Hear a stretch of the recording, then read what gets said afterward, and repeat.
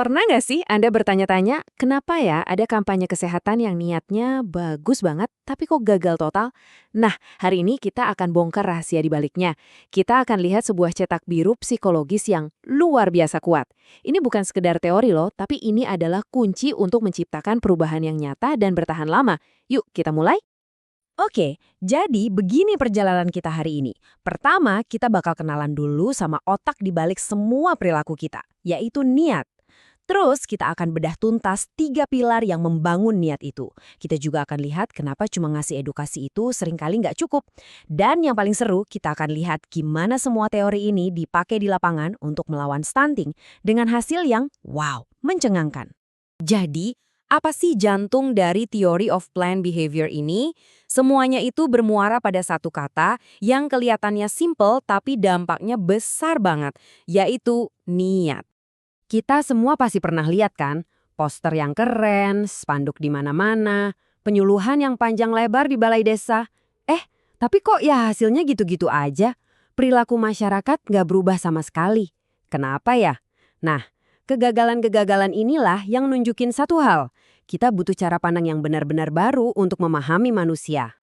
Jawabannya ada di sini Theory of Planned Behavior atau TPB yang digagas oleh Icek Adzen. Intinya tuh begini, lupakan dulu soal langsung mengubah perilaku. Fokus ke satu langkah sebelumnya, yaitu niat. Kalau kita berhasil membangun niat yang kuat di dalam diri seseorang, perubahan perilaku itu hampir pasti akan ngikutin. Jadi, niat itu gerbang utamanya. Oke, jadi kita sepakat ya, niat itu penting banget. Tapi, apa yang bikin niat itu muncul? Nah, ternyata niat itu berdiri di atas 3 fondasi utama. Anggap aja ini resep rahasia buat menciptakan keinginan. Mari kita bedah satu persatu. Fondasi yang pertama adalah sikap. Ini tuh gampangnya hitung-hitungan untung rugi di kepala kita. Kalau saya lakuin ini, dampaknya buat saya bagus apa jelek ya? Contohnya, keyakinan seorang ibu. Kalau saya kasih anak saya protein hewani, dia pasti jadi lebih sehat dan pintar. Nah, ini adalah contoh sikap yang positif. Kedua, norma subjektif. Sederhananya, apa kata orang? Ini adalah suara-suara dari orang penting di sekitar kita. Suami, ibu mertua, tetangga, teman arisan. Jangan pernah remehkan ini loh, karena kita ini kan makhluk sosial. Seringkali persetujuan dari lingkungan itu rasanya lebih kuat daripada fakta ilmiah sekalipun. Dan pilar terakhir, ini namanya persepsi kendali. Ini murni soal rasa percaya diri. Pertanyaannya simpel, saya sanggup nggak yang ngelakuin ini? Apa saya punya sumber dayanya? Punya waktu, uang, atau keahliannya? Ini adalah faktor penentu antara mau dan bisa.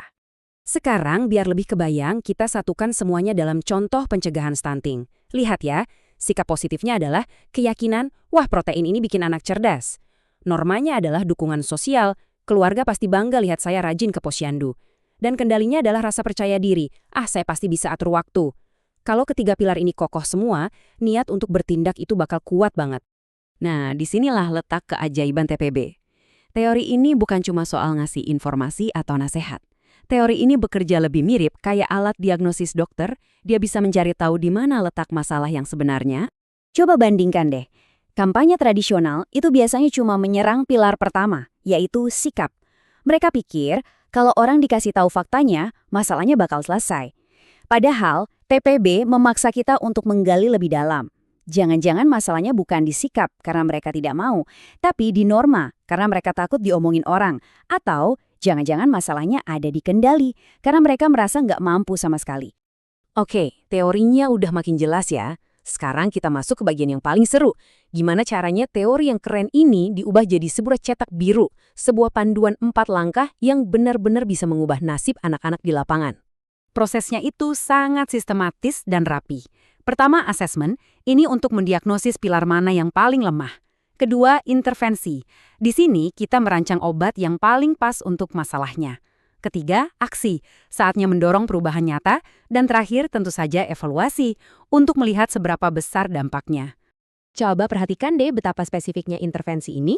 Untuk masalah sikap, solusinya adalah bukti nyata, seperti demo masak atau cerita sukses.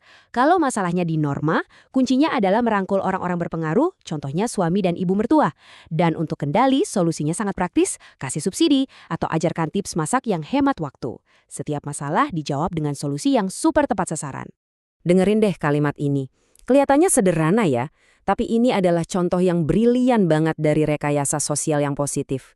Kalimat pujian seperti ini pelan-pelan menciptakan sebuah standar baru di lingkungan itu, di mana memberi anak telur tuh jadi sebuah kebanggaan. Ini cara yang sangat elegan untuk mengubah norma subjektif. Oke, teori sudah, prosesnya juga sudah. Tapi pertanyaan besarnya, apakah ini benar-benar berhasil di dunia nyata? Nah, daripada kita berasumsi, mending kita lihat langsung datanya dari sebuah studi kasus nyata. Jadi, ceritanya di sebuah desa, tim menemukan hambatannya ada di ketiga pilar sekaligus. Sikapnya terhalang mitos soal telur, normanya dikendalikan oleh para mertua, dan kendalinya terbentur biaya protein yang mahal. Solusinya 3 lapis juga.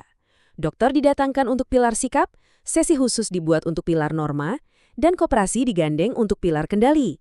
Strategis banget kan? Dan inilah hasilnya. Lihat sendiri angkanya. Dari yang tadinya hanya 12% ibu yang memberikan protein hewani, angkanya melonjak jadi 58%. 58%.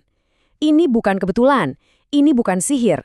Ini adalah hasil nyata dari sebuah intervensi yang dirancang dengan presisi karena diagnosis masalahnya juga sangat akurat berkat TPB. Kutipan ini benar-benar merangkum semuanya dengan sempurna. Inti dari TPB itu bukanlah memaksa orang untuk berubah, tapi tentang membersihkan semua rintangan di depan mereka, baik itu rintangan di dalam pikiran, rintangan sosial dari lingkungan, maupun rintangan praktis sehingga perubahan menjadi pilihan yang paling masuk akal dan paling mudah untuk diambil. Jadi, sebagai penutup, saya mau kasih Anda sebuah tantangan kecil. Coba deh pikirkan satu masalah di lingkungan sekitar Anda. Bisa soal sampah, kebiasaan merokok, apa saja. Coba analisis masalah itu pakai 3 pilar ini. Sikap, norma, dan kendali. Siapa tahu jawaban yang selama ini Anda cari ternyata ada di sana.